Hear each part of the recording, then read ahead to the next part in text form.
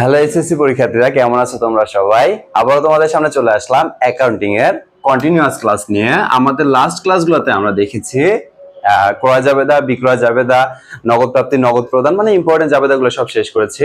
তো আজকে আমরা তারই ধারাবাহিকতা দেখবো 2 ঘোড়া এবং 3 ঘোড়া নগদান বই। দেখো, আমি লাস্ট দিনে বলছিলাম যখন আমরা নগদ প্রাপ্তি, নগদ প্রদান জাবেদা করছিলাম, ওখান থেকে তোমার 95% ম্যাথটা কমন পাওয়ার সম্ভাবনা আছে। তো 2 ঘোড়া 3 ঘোড়া যে ফেলে দেওয়ার মতো তা না, তুমি এখানে 80% ধরে রাখতে পারো যে তুমি এখান থেকে ম্যাথটা কমন পাবা। কিন্তু আজকে কিন্তু আমাদের পুরো ম্যাথ সলভ ক্লাস না, আজকে শুধু আমাদের বেসিক ধারণা যে কিভাবে আমরা ছকটা আট করব, ছকের ঘরগুলো কোথায় কিভাবে হবে এবং সব সময় যেটা মনে রাখতে পারবো। এই জন্য আমরা একটা ক্লাসেই অনেকগুলো নিয়ে ফেলছি। আজকের ক্লাসে আমরা সলভ করব 2 ঘোড়া 3 ঘোড়া এবং সাথে খুচরা নগদান বই।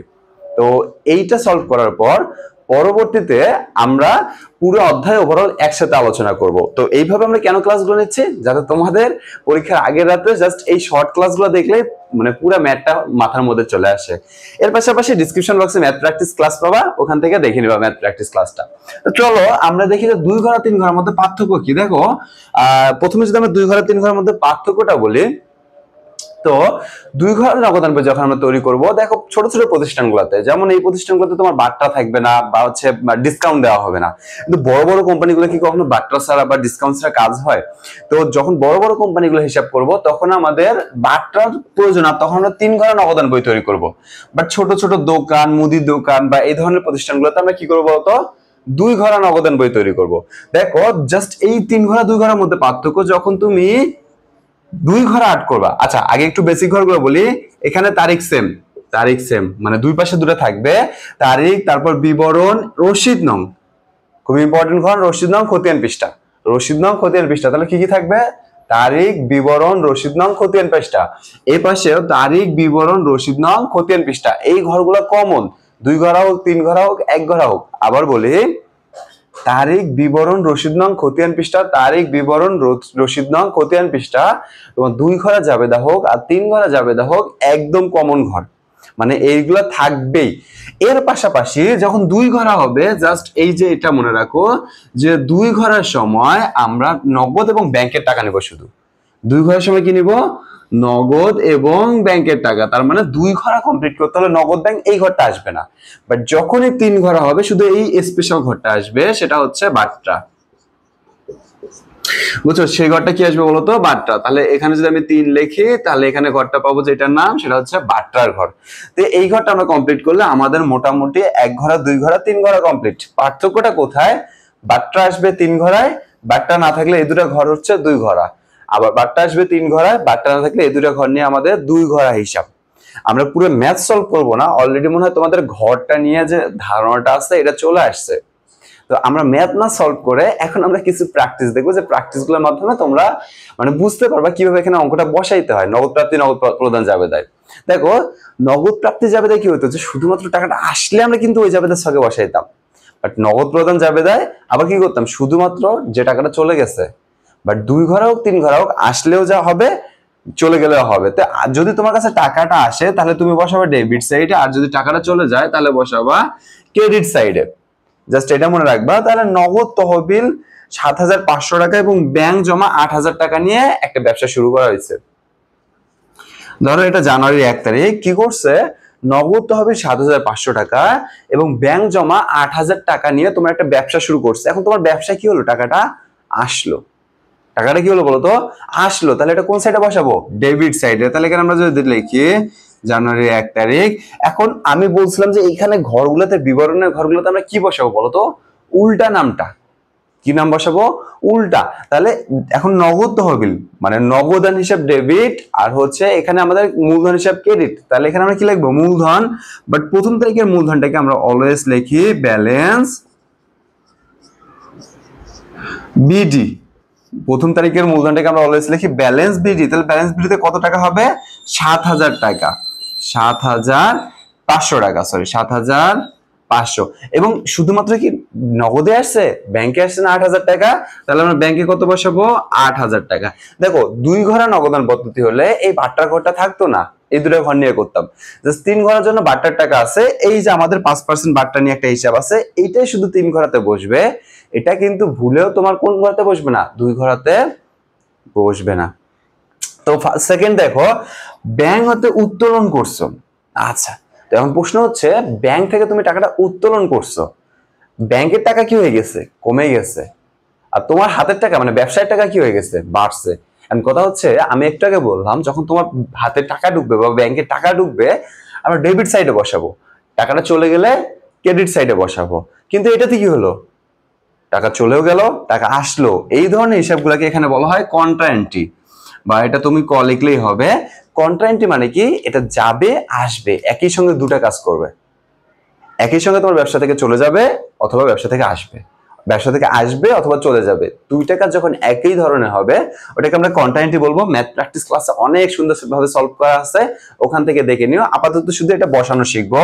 তো এখানে ব্যাংক হতে উত্তোলন, যখন তুমি ব্যাংক হতে উত্তোলন করছো কমছে, তার মানে এই ঘরে দেখাইতে হবে। তো এখানে আমি দেই যান 2 তারিখ, তো এখানে আমরা লিখবো উত্তোলন হিসাব। উত্তোলন করছে ব্যাংক থেকে কত হাজার টাকা? 5,000 টাকা। তাহলে ব্যাংকের ঘরে আমরা কমাই দিলাম 5,000 টাকা। কিন্তু ওই টাকাটাই আবার কি হয়েছে বলতো? ওই টাকাটাই আবার জানুয়ারির 2 তারিখে তোমার ব্যবসায় আসছে। তাহলে ওটার হবে কি বলতো? ব্যাংক হিসাব, কারণ ব্যাংক থেকে টাকাটা আসছে। তাহলে ব্যাংকের ঘরে নগদের ঘরে আমরা কত টাকা লিখবো? 8,000 টাকা। কেন নগদের ঘরে টাকা লিখলাম? কারণ তোমার হাতের ক্যাশটা বাড়ছে, ব্যাংকের টাকা কমে গেছে। ব্যাংক থেকে উত্তোলন করছো, কিন্তু ওই ব্যাংকের টাকাটা কোথায় চলে আসছে? তোমার নগদে ক্যাশে চলে আসছে, যার জন্য তোমার ক্যাশের টাকাটা কি হয়েছে বলতো? বাড়ছে। তাহলে কি বুঝতে পারছো যে নগদ ব্যাংকের টাকা কিভাবে কমলো এবং নগদের টাকা কিভাবে বাড়লো? আশা করি বুঝতে পারছো। কোনো রকম কনফিউশন থাকলে কমেন্ট বক্সে অবশ্যই জানাবা। দেন দেখো 3 নাম্বারটা, 5% বাট্টায় ক্রয়, নগদে ক্রয়, এখানে অবশ্যই নগদ লেখা থাকবে।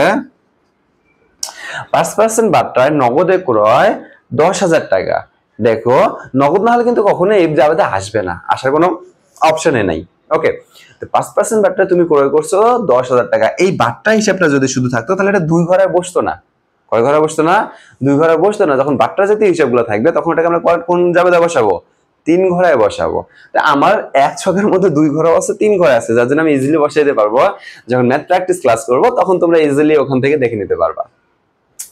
তো এখন দেখো 5% বাট্টা যখন আমরা ক্রয় করছি 10,000 টাকা, তাহলে বাট্টাটা কাটো। বাট্টা কাটার একটা ক্লাস আছে, ডিসক্রিপশন বক্সে ওটার লিংক দিয়ে দিব। ওই ক্লাসে যা তোমরা কিভাবে 5% কাটতে হয় ওটা সুন্দরভাবে দেখে নিবা। তাহলে 10,000 টাকার 5% হচ্ছে 500 টাকা। তুমি কি করছো? নগদে ক্রয় করছো, তোমার হাত থেকে টাকাটা কি হয়ে গেছে? চলে গেছে। নগদে ক্রয় করছো মানে তোমার হাত থেকে কি হয়েছে বলতো? টাকাটা চলে গেছে। তাহলে আমরা তারিখটা দেবো এই পাশে, জানুয়ারির 3 তারিখ। আমাদের হাত থেকে চলে গেল, কার কারণে চলে গেছে? ক্রয়ের কারণে। কত টাকা নগদ থেকে চলে গেছে বলতো? 9,500 টাকা, কারণ 5% বাট্টা আছে, আর 5% বাট্টার কারণে আমাদের টাকাটা বাট্টার ঘরে বসবে 500 টাকা। তো এইভাবে আমরা সিম্পলি মানে হচ্ছে আমাদের এন্ট্রি গুলোকে বসাইতে পারবো। দেন এখানে একটা কাজ করতে হয় যে কোন সাইডের ব্যালেন্স বেশি, কোন সাইডের ব্যালেন্স বেশি, কোন সাইডের ব্যালেন্স কম, সেটা নিয়ে আমাদের ব্যালেন্স সিডি বের করতে হয়, যেটা ম্যাথ প্র্যাকটিস ক্লাসে পাবা। তো ডিসক্রিপশন বক্সে লিংক দেওয়া আছে, ওখান থেকে ম্যাথ প্র্যাকটিস ক্লাসটাতে 2 ঘরের নবদান বইয়ের ম্যাথ প্র্যাকটিস ক্লাসটা দেখবা, দেখে পুরো অধ্যায়ের ম্যাথটা একবারে ক্লিয়ার করে নিবা। কোনো রকম কনফিউশন থাকলে অবশ্যই কমেন্ট বক্সে জানাবা। চলো আচ্ছা আমি আরেকবার রিপিট করি। তো এটা ছিল আমাদের এক ছকের মধ্যে 2 ঘোড়া 3 ঘোড়ার একটা ছক। যখন 2 ঘোড়া হবে তখন ব্যাংক আর নগদ টাকা বসবে। 2 ঘোড়া হলে ব্যাংক নগদ টাকা, 3 ঘোড়া হলে আমরা ওখানে নিয়ে আসবো বাট্টার টাকা। কার টাকা নিয়ে আসবো? বাট্টার টাকা। জাস্ট মনে রাখবা এটা সিম্পলি। দেন আমাদের যদি বাট্টা জাতীয় হিসাব থাকে ওটা 2 ঘোড়াতে বসবেই না, ওটা বসানোর কোনো অপশন নাই। বাট যদি বাট্টা জাতীয় টাকা না থাকে ওটাকে আমরা 2 ঘোড়াতে বসাইতে পারবো, বাট্টা জাতীয় থেকে 3 ঘোড়াতে বসাইতে পারবো। তো এইভাবে টাকাটা বসাবো। দেন ব্যালেন্স সিডিটা কিভাবে বের করতে হবে ম্যাথ প্র্যাকটিস ক্লাস থেকে সুন্দরভাবে দেখে নিও। চলো আমরা এখন খুচরা নগদান বইটা দেখে নিই। লাস্ট জাবেদা আমি বলছিলাম এখানে 11টা জাবেদা খুব ইম্পর্টেন্ট এবং 2টা সিকিউ মাস্ট 20 নাম্বার দ্বিতীয় অধ্যায় থেকে, বুঝছো? তো এই তুমি যদি 11টা ঘরকে কমপ্লিট করে রাখো, পরীক্ষার আগে রাত্রে একটু দেখে যাও কোনটা পার্সেন্টেজ বেশি কোনটা পার্সেন্টেজ কম, শিওর ম্যাথটা কমন পাবা ইনশাআল্লাহ। চলো খুচরা নগদান। তো এইটা হচ্ছে আমাদের হিসাবের বইসমূহের সর্বশেষ যে হিসাবটা, তা হচ্ছে খুচরা নগদান বই। এইটা করলে আমাদের মোটামুটি অধ্যায়ের যতগুলো ছক আছে সবচেয়ে ভয়ঙ্কর ছকগুলো কমপ্লিট হয়ে যাবে। তো অবশ্যই সবগুলো দেখে অধ্যায়টাকে ওকে করে রাখবা। চলো আমরা এই ছকটাকে একটু দেখি যে কি রকম থাকবে। তো প্রথমে খুচরা নগদান বইয়ের 3টা পদ্ধতি আছে, অগ্রদত্ত পদ্ধতি, তারপর ওই পদ্ধতিগুলো আমরা আলোচনা না করে অগ্রদত্তটা আলোচনা করবো, কারণ এটা বারবার পরীক্ষায় চলে আসে। আমরা কিন্তু শর্টকাটে তোমাদের সিলেবাসটাকে সাজানোর চেষ্টা করতেছি, অর্থাৎ বেশি প্রবলেম রাখতেছি না এখানে। যত ইজিলি তুমি পরীক্ষা আনসার করতে পারো সেটাই আমরা সাজা দিতেছি, যে একটা তুমি সূত্র দেখলা, দেন ওটার ম্যাথ প্র্যাকটিস দেখলা, তাহলেই তোমার পুরো অধ্যায়টা কমপ্লিট হয়ে যাবে, মানে পুরো ম্যাথের সিস্টেমটা। তো এইভাবে আমরা কিন্তু ক্লাসগুলোকে সাজায় রাখছি। তো ফার্স্ট টাইম দেখো, যখন আমরা মানে খুচরা নগদান বইয়ের ঘর কাটবো, তখন এখানে প্রথমে আসে প্রাপ্ত টাকা, প্রাপ্ত টাকা, দেন এখানে তারিখ, তারিখ, এখানে হচ্ছে বিবরণ, আর এখানে হচ্ছে ভাউচার নং, এখানে ভাউচার নং এর ঘর হয়, এটা মাথায় রাখবা। আর এখানে হচ্ছে মোট প্রদত্ত টাকা, মোট প্রদত্ত টাকা।